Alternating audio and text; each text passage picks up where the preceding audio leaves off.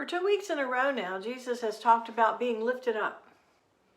Last week, he compared what is going to happen to him, being lifted up, to that time when Moses put the bronze serpent up on a pole and lifted it up for people to look at after they had been bitten by a serpent so that they might be healed. This week, he says that when he is lifted up from the earth, he will draw all people to himself. Both references, of course, are to the cross and to his ascension after his death. When he is lifted up onto the cross, everyone will look upon him and see the glory of God. Being lifted up will be an exaltation. And his ascension will also be a way for people to be reconciled with God. But despite the lofty language Jesus uses, glorification, we are talking about something traumatic here. All this week, I've been thinking about trauma. Most weeks, I think about trauma. Because every time I turn on the TV or look at the news on the paper, there is another agonizing story. This week in Atlanta, my home of 30 years, a young white man decided that he needed to kill women from the Asian community, either because they were Asian or because they were women, or more probably both. And he was headed to Florida to kill more when he was caught by the police. In Myanmar, the country we used to call Burma, protesters demonstrating against a military coup that has taken over the country to overturn a civil election, protesters have been being gunned down by police for weeks now. And in Mozambique, country in Africa, insurgents have taken up beheading children for reasons still unknown. There are more stories from other cities and countries, of course, including our own. There are every week. And it's hard to not just look away. As we move closer and closer to Good Friday, I am more and more aware of just how close I feel to drowning in sorrow. How my sense of resiliency has grown thin. Yet I believe we cannot look away from trauma, from disaster. We cannot look away from wreckage of all kinds, because I know that God is to be found there, and that God calls us to stand there too, even if all we can do is stand there and weep. And we would be in good company if that's all we can do. At the foot of the cross stood Mary Magdalene and the other women after everybody else had run away. They stood in sorrow, and they stood bearing witness. It was all they could do. But of course, that was not the end of the story.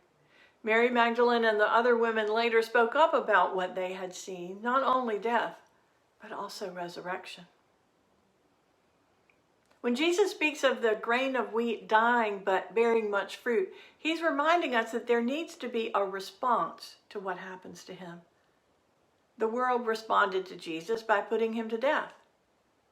But a community of believers was formed and responded by serving in the world in his name, bearing witness to and responding to suffering. We are the current generation of that community, called to continue to bear fruit. Now, it would be nice if our story were that Jesus was a good teacher who lived a good life and died a good death, and a feel-good story of gentle wisdom imparted to eager and dedicated followers. But our story is a lot more radical than that. Our story is that we follow a man who turned things upside down, who erased traditional cultural boundaries, who flaunted customs, and who was willing to die rather than become complicit in the use of violence through which to wield power. He was killed because he was a threat to the status quo of both political and religious leaders, because he dared to treat the poor and the sick and the outcasts as if they were just as important as the rich and the privileged. He took on being an outcast. He took on being abandoned. He took on being misunderstood. He took on being scorned and scourged, taunted and tortured. He took on dying a shameful and horrible death, described succinctly in our creeds as he suffered. And in response, he asks us to bear witness to the suffering in the world and to minister to those who suffer as well. As he says today in the gospel, as he says many times, bear fruit, respond.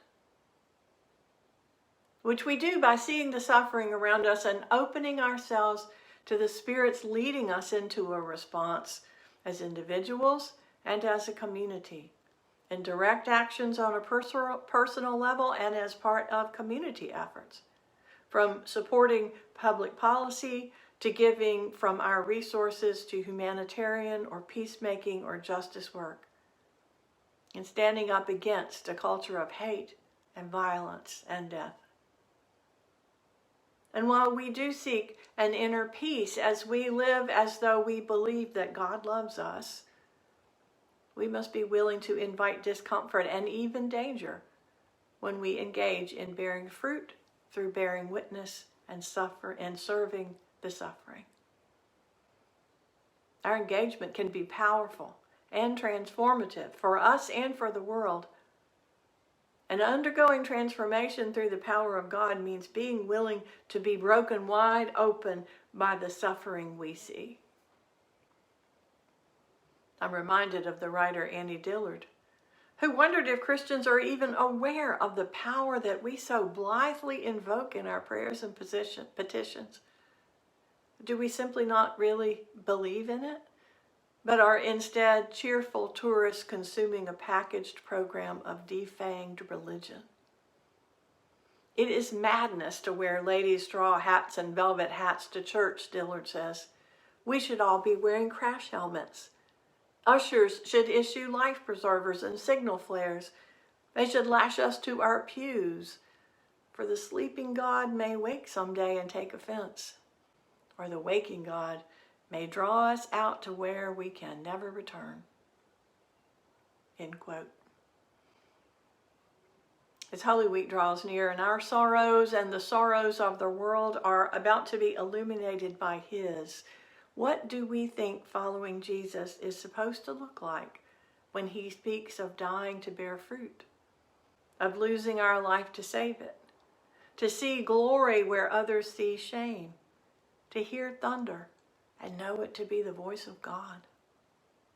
What will we see when He is lifted up? What must be broken open in us? And how will we bear witness to that? And most of all, how will we respond?